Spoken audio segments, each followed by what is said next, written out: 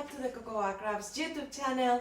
I need to change this beginning of my videos because I've been doing this for 6 or 7 years, so I need to find something else. Anyway, I'm back to show you the result of the copycat of this Uniqlo jacket. I've done 2 blog posts. I've done 1 vlog on YouTube showing you how I copy this jacket, so showing you how you can do that yourselves as well, just copying one of your favorite garments. Maybe if it's your first time, don't start with this type of jacket, just do something like a t-shirt or an easy dress. But yeah, I did this one. I will show you the result in a minute, and then I will talk about all the things that went wrong, all the mistakes I made, and how I'm going to do it differently next time. So yeah, let's start. Okay, so this is one of my favorite jackets. I love Uniqlo jackets. I think they are so versatile. I think you can wear them when it's like, you know, spring, autumn weather. You can wear them underneath other type of coats when it's really cold outside. I don't know, I think they are also so lightweight. You can just fold them up and put them everywhere. I just love them. I think it's one of those high street items, like bought at a high street shop, that I feel is worth spending the money. I think this jacket has years. I think I bought it years and years ago. I keep washing it and I keep wearing it and I really love it. So when I found this fabric, it's from Mind the Maker. So when I found it online, I was like, this is the best opportunity for me to make like this sort of jacket. At the beginning, I was actually going to use a pattern from a company. Not this type of jacket, it was a more involved type of jacket with a lining and lots of things, and in the end I was like, no, I think it would be nice to do like a tutorial showing how to copycat your clone, your favorite garment, and then do the actual sewing afterwards. So yeah, then I thought, I mean, this is the best garment to replicate. I love it. It's more or less a similar material. Of course it is not, because Uniqlo have like a very specific, you know, materials they use for this type of jackets. But I thought, let's give it a go, okay? And I was really excited. I copied, and you can go to the description box for the link to the previous vlog, or you can just go back on my main feed on YouTube and see the vlog, so you can see all the steps I took, and you can translate that onto many other garments or things that you want to clone or copycat. So yeah, and then this video, instead of, I was going to show you like the sewing process, but I got so frustrated while I was sewing this jacket that I was like, no, it's better if I don't share this, because people are going to be like, what is happening now with your face? Because now I'm looking like, oh yeah, I'm all, you know, dressed up and looking nice, and then sewing this, I was just like, God. So yeah, it's not the same, and I thought it's best if I just show them and let them know what went wrong and what happened. So even though I'm saying all these things, I'm really happy with, I mean, that I made the jacket. What I'm not happy with or about is that I used a Mind the Maker fabric that is expensive for something that it should have been firstly a toile, you know? So that's my first thing on the list of things that I should have done differently. So I should have copied all the pattern pieces like I did, and then I should have used a much cheaper this type of material, like a puffy already quilted fabric for like a test, not using already, because I was so sure of myself. Oh my god, I can do this, I don't need to do a toile. Of course you should have done that, Anna. You're not like, you know, Christian Dior. You're just a regular person with a business, but you know, a regular person in the end doing this at home. So you should have done a toile. I don't know what I said about the Christian Dior, when I'm sure that he did a million tours, maybe not himself, but all the people working for him. So I don't know why I said that. Anyway, so I've done a tour. So let's go and move on to the actual copy. Here is the copy.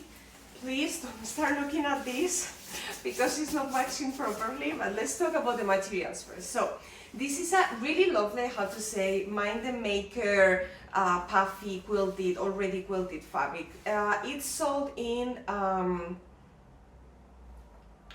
different colors. So you have lilac, green, purple, blue, or I don't know where else, maybe some sort of orange. I don't remember right now, black I think, and then like a beige, I don't know, but of course lilac, it's like a lilac pinky. So I got this one, and then I got matching bias tape, but matching zippers and matching like invisible zippers and then matching normal zippers. So I love that because I think with this type of garments you want for everything to match. So I was really happy that everything matched. So yeah, I got the fabric, I was like la la la, this is going to look so amazing. So I went, and after doing the drafting of the pattern pieces, adding the seam allowance and everything, I just went on and then I cut the fabric. I think my first mistake, apart from not using this type of fabric, was that when I was cutting it, I thought I was matching the seams properly. I mean the print properly. I was not. Something happened. I don't know what that was. Something happened, and this fabric is interesting. I don't know, maybe because I cut it just, maybe one of the pieces I just cut it slightly turned or something, or moved. They don't match as they should, and that has driven me mad. I've actually bought already a quilted fabric, but with a more, you know, you don't need to match it print, type of print. But I also want to do another stripy one like this one with Mind the Maker fabric, because I was planning on maybe this becoming like a sort of Coco Wawa new pattern. Of course, not exactly the same pieces as, you know, coming from a Uniqlo jacket, but you know, a version of it, so you know what I mean. So this, use it as a base to then create a new pattern for you all. With two versions, maybe long one, maybe short one as well, we'll see. For next year, not this year, because I can't this year do anything else of more than what I've planned. I don't know what I'm saying all this, let's go back to this. So, yeah, I should have done the cutting part much better. I think that I didn't really think about it that much. I was so like, yeah, let's do this. So of course I needed to match these stripes here. I needed to match them to the back as well. So as you can see, the jacket has like two front panels, bodice pieces. Then it's got like a side piece, panel, and then the back. The original has a princess seam. What did I do? I completely ignored that princess seam. Why? I'm not sure. It should have been, you know, added, and then the shape would have been nicer. I think that maybe I was thinking, oh no, it's gonna look like this, and I don't like when things look like tighter or fitted because you're a woman. Maybe I like straight stuff like, you know, my husband's, because I checked my husband's Uniqlo jacket and it doesn't have the princess seam, of course, it's more like a normal seam.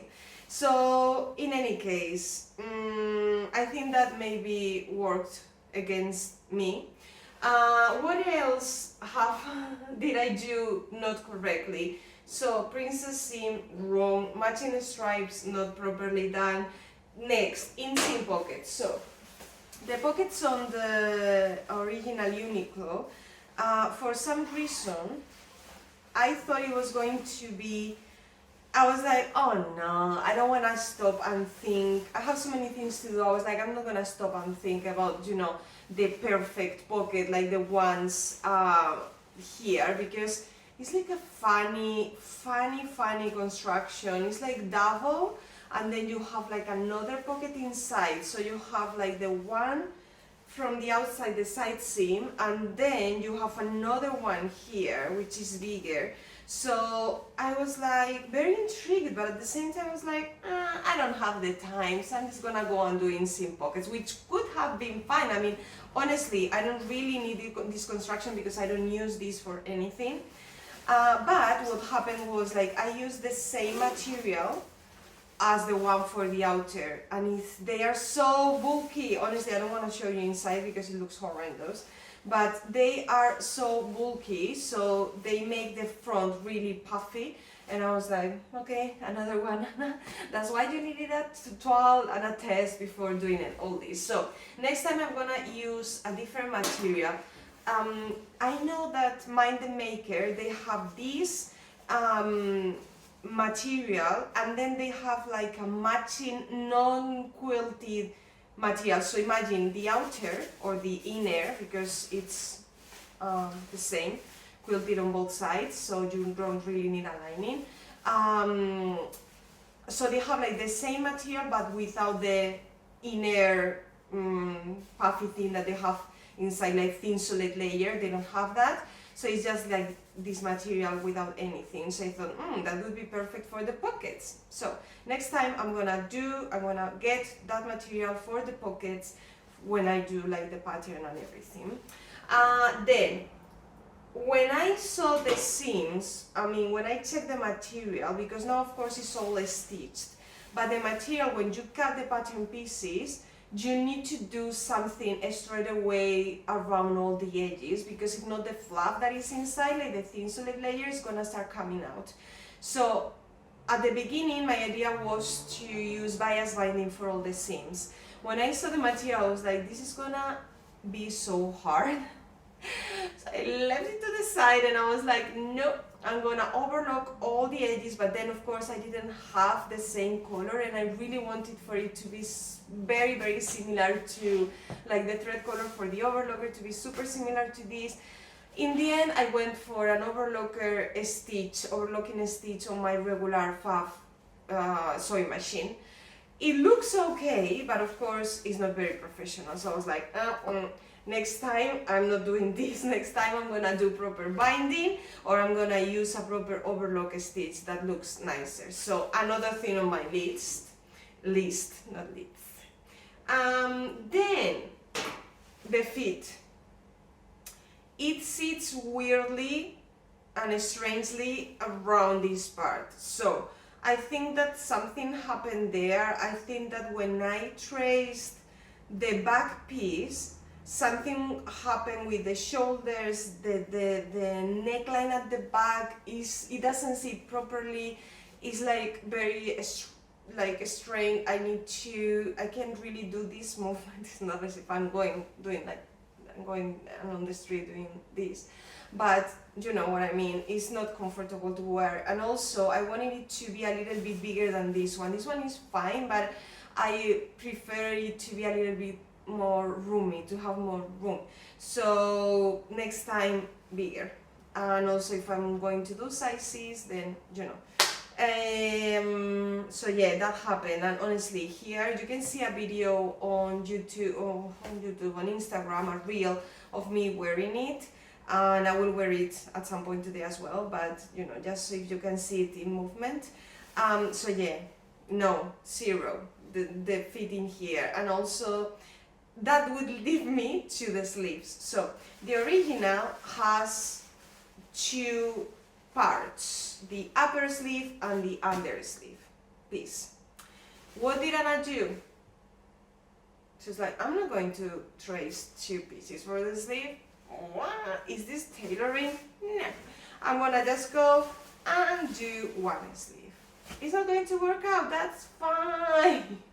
I spent a lot of money on this fabric, it's fine, Anna, you're a millionaire. I'm not. So yeah, I went and did just one. The sleeve, honestly, I don't think they are that bad when I'm wearing it, but for some reason, again, not matching. I cannot with this. I mean, I just wanna take my eyes out, and I can't with that. So another mistake. Next time, again, two pieces for the sleeve. There is a reason for everything. So I should have done that, even though I thought that I was doing it correctly. I think my arms fit fine because I, took into account that this was 2 pieces, but anyway, I'll do it different next time.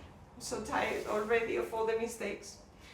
Sleeve 2 pieces. Now the collar is fine, but I want it, it's quite high, so we're quite high, just a tiny too high, so I'm gonna go and do it lower.